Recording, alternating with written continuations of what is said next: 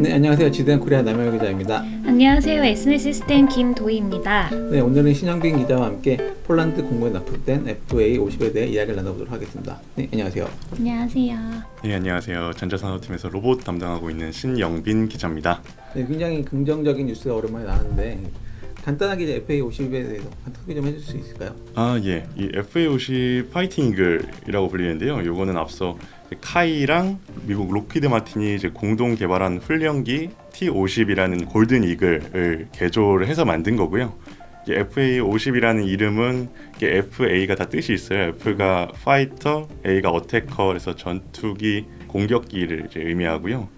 그리고 50은 대한민국 공군 창설 50주년을 기념한다는 의미를 담고 있는 걸로 제가 알고 있고요. 대한민국 공군을 포함해서 이제 필리핀, 이라크 이제 등에서 운용을 하고 있습니다.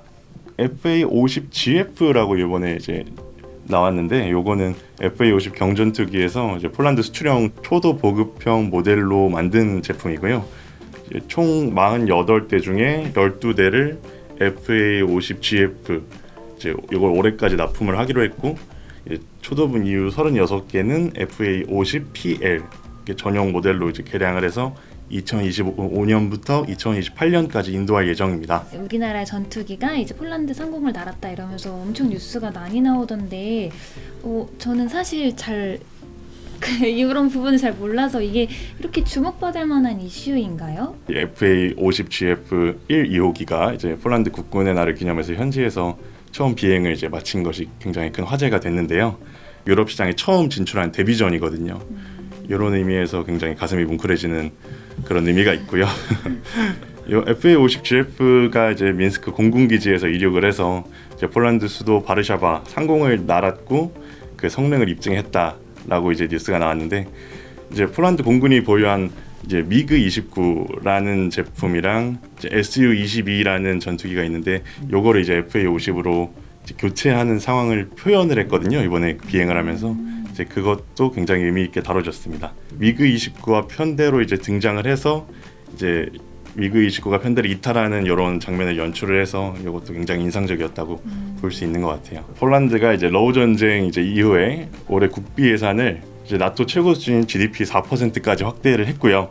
이게 440억 달러 규모라고 합니다. 한국이 폴란드를 이제 교두보 삼아서 이제 빠르게 증가하고 있는 이 동유럽 국가는 물론 이제 주변에 있는 나토 국가들까지 좀 공략을 할 수 있게 되지 않을까 하는 기대감에 더 이번 비행이 주목을 받았던 것 같습니다.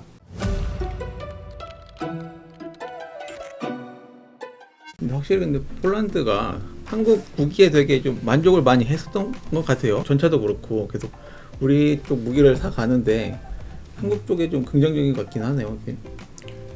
저희가 지금 전투기 외에도 되게 많은 방산 물품을 수출을 하고 있는데, 폴란드가 특히 많이 썼다는 게 카이가 이제 말씀드렸던 FA50 경전투기 요거를 4조 원 규모로 수출을 했고, 현대로템도 K2 전차를 4조 원 규모 수출, 그리고 하나에어로스페이스도 다연장 로켓인 천무를 공급하는 5조 원 규모 계약을 이제 맺었어요. 작년 초에는 이제 LIG 넥스원이 이제 아랍에미리트에 이제 4조 원 규모 천궁2 지대공 미사일이랑 레이더 수출 계약을 맺었고, 이제 하나 에어로스페이스는 이집트에 2조 원 규모 K9 자주포 수출을 했고요.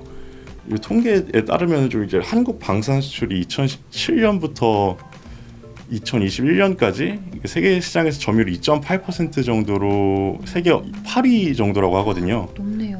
네네. 이제 최근에는 또 이 성장이 더 가팔라졌다고 합니다.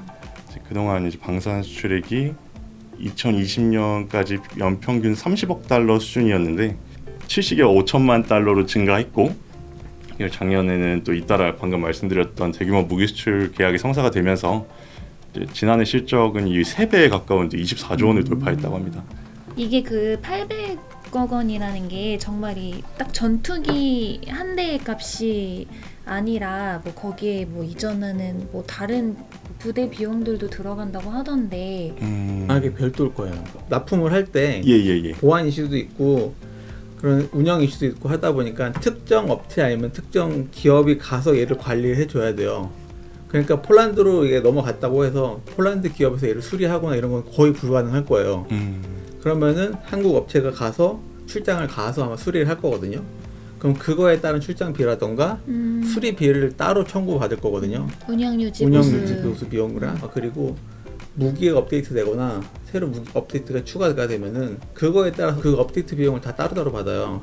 그러면은 그거의 비용이 싸지 않아요. 전술 같은 것도 또 업데이트를 해줘야 돼요. 그게 현대비행 할 때 그거 사람이 일일이 맞추는 거 아니거든요. 그냥 알아서 구축해주는 거예요. 그런 것들 할 때. 그런 걸 하려면은 시스템이 들어가야 되니까 그런 거면은 다 비용이 들어가죠. 비용 청구가 들어가죠. 그러니까 정말 이 전투기 하나만 파는 게 아니라 여기에 들어가는 정말 부대 서비스, 부대 그쵸, 교육, 그쵸. 부대 운영, 맞아, 교육 비용도 있고 네, 이런 것들이 많이 첨가가 되겠네요. 그런 것들이 커요. 그래서 사실 이게 한 대를 파는 게 아니고 인프라랑 지원 비용이 사실은 더 메인이라고 할 수 있어요. 아니 근데 사실 우리나라가 방위산업과 분야에서 이렇게 갑자기 막 이렇게 성장하게 된 뭐 이유가 있을까요? 납품 기간이 빨리 된다고 합니다. 좀 그게 장점으로 꼽힌다고 하고요. 특히 이번에 FA50 같은 경우에도 요 카이가 이제 폴란드에서 수출 계약을 하고 단 10개월 만에 첫 납품을 시작해서 굉장히 화제가 됐습니다. 이제 그런 소식이 들릴 만큼 납품 속도가 빠른 것이 장점으로 작용을 한 것 같고요. 그 외에도 좀 사후 좀 말씀하신 것처럼 사후가 보수가 좀 원활하다던가 이제 품질이 안정적인 데 비해서 좀 가격이 상대적으로 미국 제품보다는 저렴하다 이런 장점이 좀 작용을 해서 주목을 받고 있는 것 같습니다.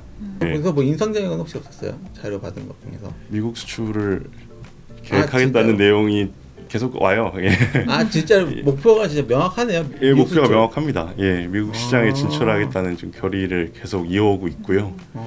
예, 지난달만 해도 이게 이제 범정부랑 이제 원팀으로 좀 요거를 세미나를 개최해가지고 FA50 미국 시장 진출에 총력을 기울이겠다 이런 내용을 발표를 한 적이 있어요. 그런 의지만큼은 확실히 있습니다. 요 경전투기 시장에서는 그래도 나름 경쟁력이 있다고 판단을 하고 있는 것 같고. 그래서 점유율 50% 이상을 좀 확보할 수 있을 거라는 기대까지도 밝혔는데 그렇게 기대를 하고 있는 상황입니다. 카이 측은. 앞으로 좀 좋은 성과가 나면 좋지 않을까 좀 싶긴 하네요. 그런 취지에서 정부도 방산 수출을 최대한 좀 지원하겠다는 입장인 것 같고요. 지금 현재 점유율 2.8%에서 이제 2027년까지는 세계 방산 수출 시장에서 점유율 5%까지 좀 기록을 하겠다고 얘기를 하고 있으니까 앞으로도 기대는 해볼 수 있을 것 같습니다. 예. 네, 오늘은 신양빈 기자와 함께 FA50에 대한 이야기를 나눠봤습니다. 네, 감사합니다. 감사합니다. 감사합니다.